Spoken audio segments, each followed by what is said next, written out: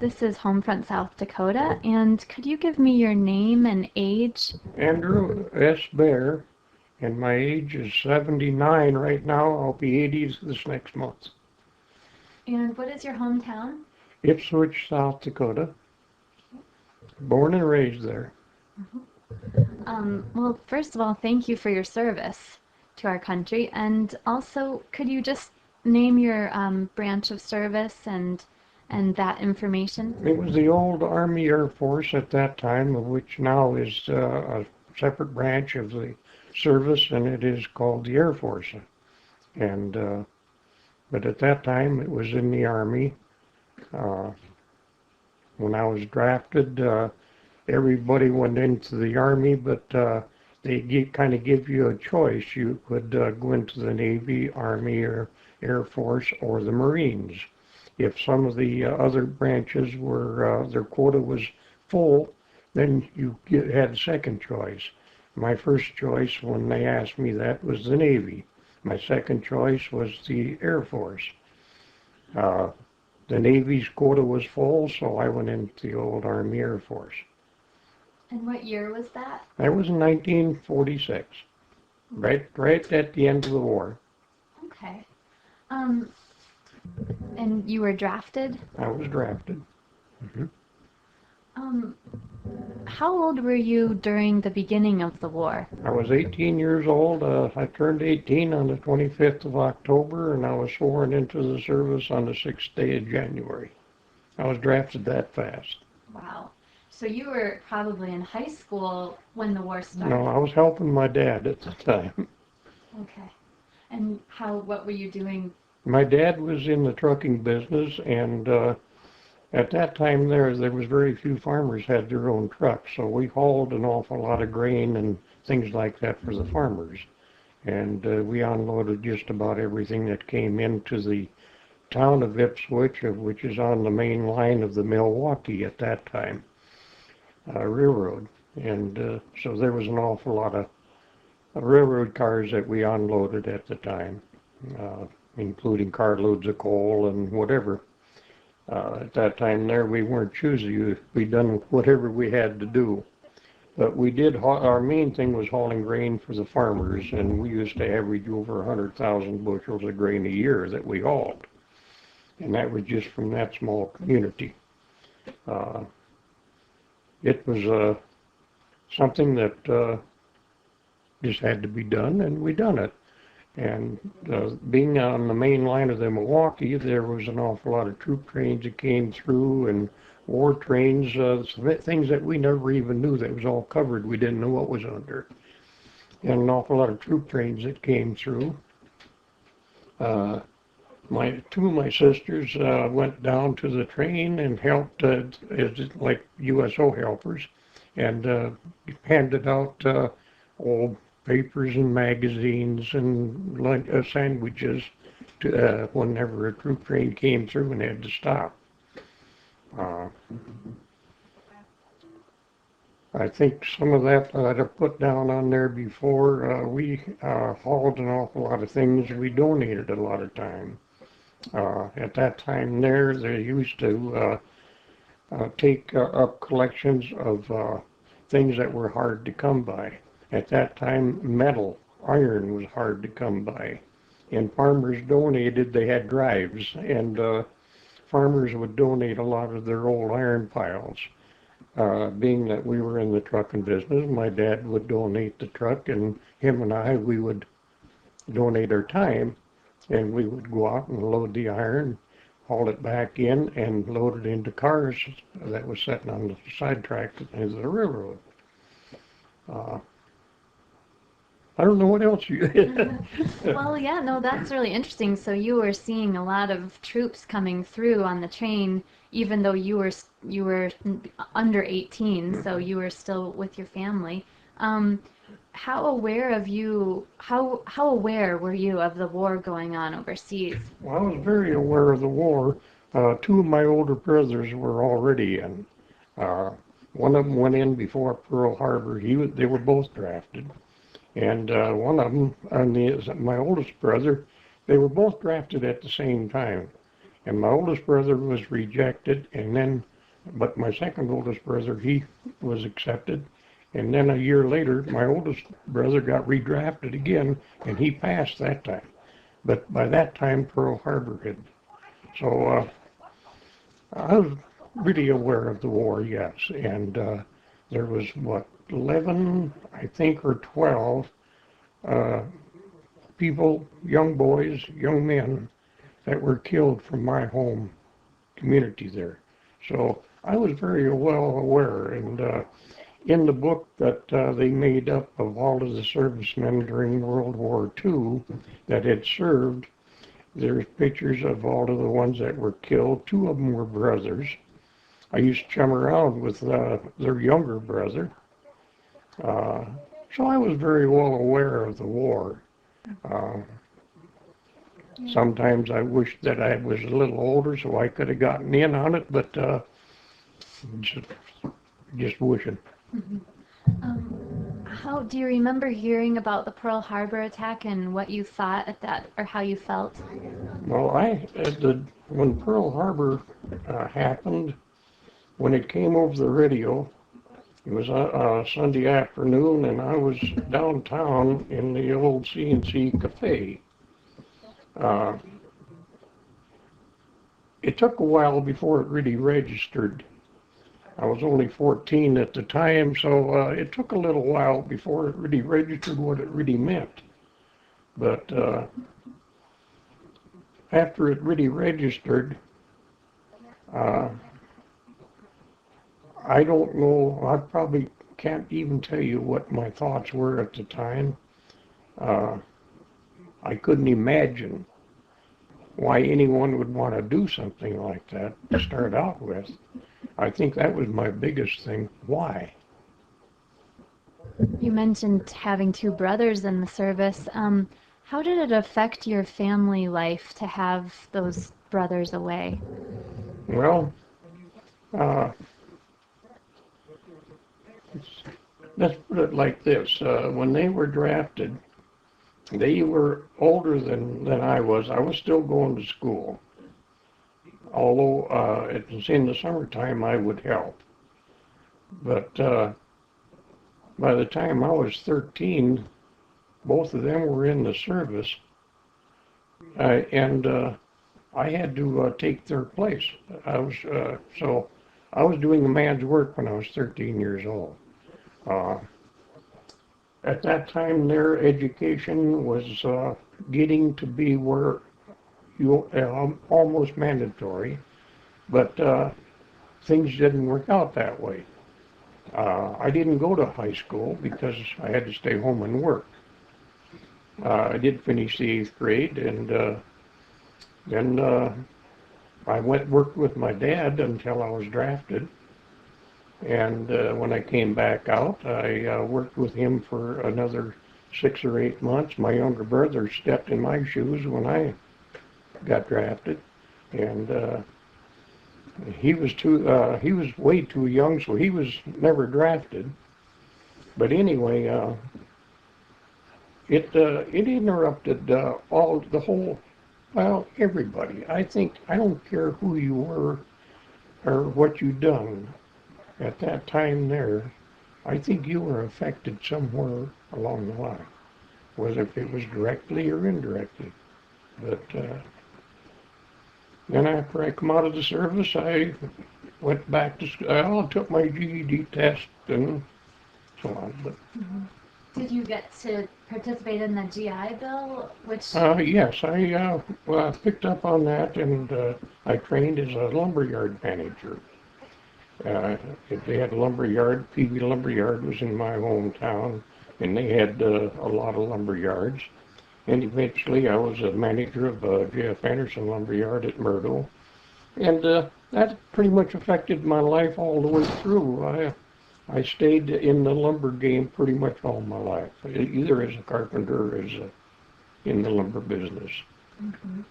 And when you were drafted, it was 1946, you said. Right. So what did you do when you were drafted? What was your job? Well, when I was drafted, of course, the first thing that you done after you, I was inducted at Fort Snelling, Minneapolis. And I got sent to Shepherd Field, Texas, and that's where I took my basic. And then from there over to Snootfield, Illinois, for radio operator school. And then I was also stationed down in Keesler Field, Mississippi. So, yeah.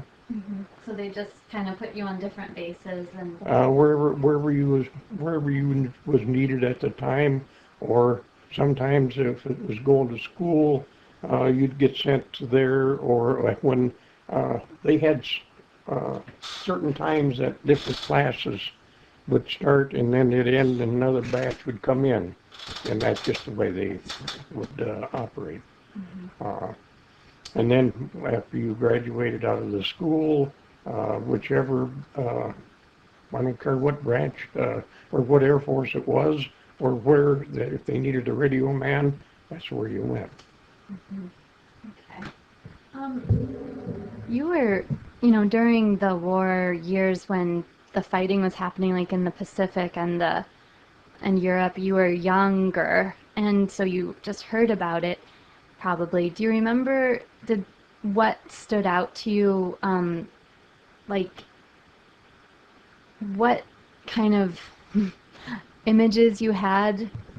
Well, I used to read the Life magazine, and they had always kept a pretty good review of what was going on in the war. And I was reading on this even before World War II. When Germany was taking Poland and all them little countries. I was reading all that stuff. My folks never had the Life magazine, but the barber shop had the Life magazine. And in the evening, I'd go down there and I'd read. And my oldest brother, of course, when he was in, he got sent to the Pacific. He spent 3.5 years over there. He hit a lot of the major battles, a lot of the beachheads and stuff, but I don't know, a lot of things would go through your mind, and you'd try to picture what it could be or what it was. Even though you seen pictures of it, you still couldn't really grasp what it was really all about. It was just something that you were guessing, and I think that was about it. Mm-hmm. And what was the scariest thing about the war for you when you would be reading about it or, seeing pictures in magazines? Well, it was kind of, I don't know if it was really scary because a lot of the things you just couldn't comprehend what it was all about. A lot of things, even as today, there's a lot of things that happen and you weren't there, so you're just guessing at what happened. So really, it kind of leaves you out here in limbo somewhere. You really can't put your finger on it, but you still know it happened. A lot of it was bad. I learned a lot even after I got home. At that time there, they had what they call displaced persons, DPs they called them. And people from the United States would sponsor. Now these people were people from these countries that Germany had taken over, little countries, and they had taken a lot of the older people, and if they were a carpenter, they had to do carpenter work, whatever. If they were younger people, sometimes they would put them in factories and make them work. If they could put them in their own branch of the service, they would even do that. One family had sponsored a family from Poland.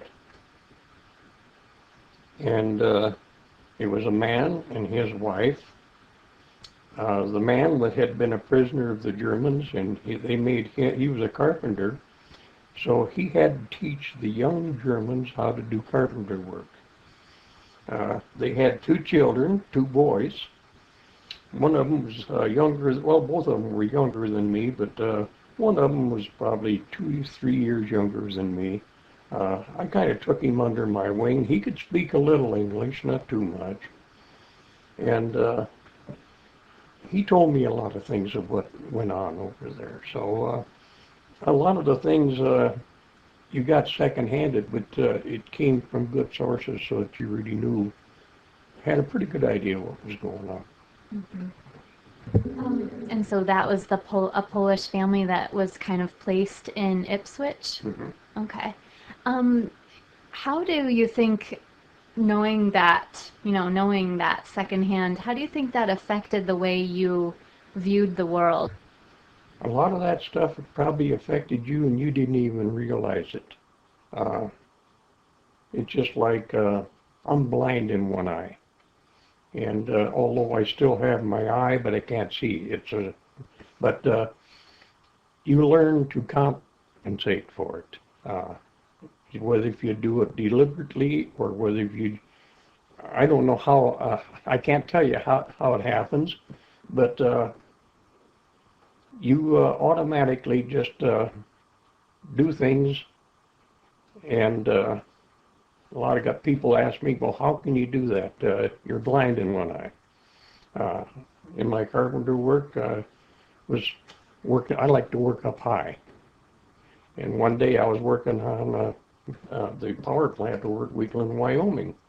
And we were up about 180 feet and walking beams and things. And one of the superintendents came up and he called me over and he started telling me something. And all of a sudden he looked at me and he says, what's the matter with your one eye? I said, I'm blind in it. Well, he said, you can't work up here. I said, I've been up here ever since we got up here.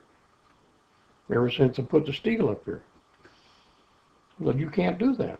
I said, well, why can't I? Medical science says that you can't judge distance if you're blind in one eye. I said, well, I don't know about that, but I said, I'll judge distance with anybody. And so you do compensate. And that's about the way it is when you heard about the war. All of these guys that were on these islands, all these guys that were in or wherever they were at, you had a pretty good idea of what they were going through, just an idea, because nobody would ever know what they really went through.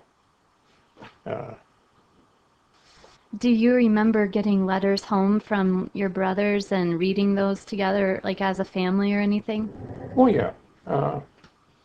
My oldest brother, of course, he was the one that he seen the more action than any of us. So, well, he really seen a lot of action. And sometimes we didn't hear from him for maybe 2 or 3 months. Uh, I don't know what went through my folks' mind. I have an idea now that I have children of my own, but at the time, uh, I really couldn't tell you what it really meant. And then all of a sudden, why, you'd either get a letter or we had one guy who's a barber in my hometown, and he wrote to just about every serviceman that was ever drafted. And I got some of those letters. And he would keep people posted because some of the guys would run into somebody and they would write to him. And I can remember one time we hadn't heard from my brother for, I don't know, a couple months maybe. And one day my dad and I was walking down the street and Caddy Hart called us and he said, come on over, I said, I want to talk to you. He said, I just got a letter from Dan Dosh. He said he's run into Stan. And just things like that, see. Mm-hmm. So lots of times you got news that you never expected, and lots of times after we once found out how Caddy Hart kept track of all of these guys and wrote letters to them and everything, I know my dad every once in a while probably go in and talk to him and say, I haven't heard from Stan for a long time. Have you heard anything? Wow. And do you remember, did you feel worried or about your brothers, or did you think about that? I really couldn't tell you that. I don't know. It's too long ago. Yeah, that's okay. I was just curious. And then the other thing I was wondering, how did you feel when you had to stop going to school, when you had to start working with your dad? It's something you had to do. You never thought anything of it. So you didn't feel like No, mad or just, no, not one bit. Just something that at that time we had to do, and you done it.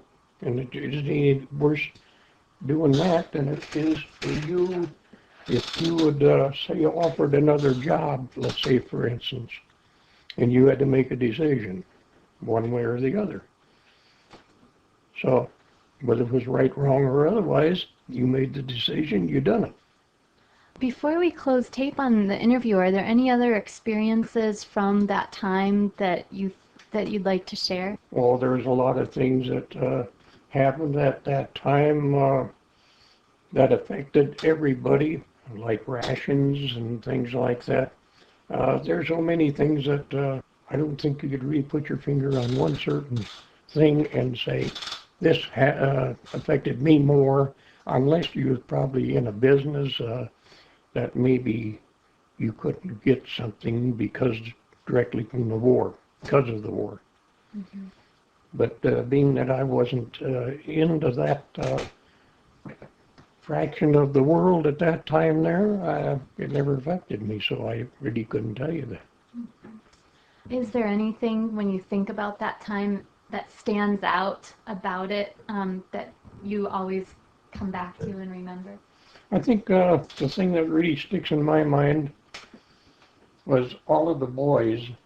Now, Edmonds County isn't really a very big county, but you would go to a dance, let's say for instance, or any celebration, there were very few young people, young men. A lot of the kids I went to school with, chummed around with, were a year or two older than me. They were already in, so they weren't around. And it was just a different world. But still, you done what you had to do. You were just... Mm-hmm. But yeah, it must have really changed the atmosphere. It changed everything, yes. Mm-hmm. And one thing I just want to do, the last thing before I stop, there's a book that was scanned, the photos were scanned, and it shows pictures of people from that county of men from that county who died during the war. Mm-hmm.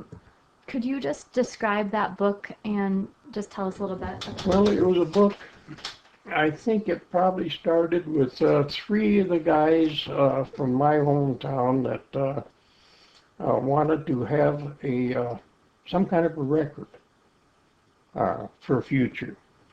And thank God that they had the initiative to go ahead and push it through.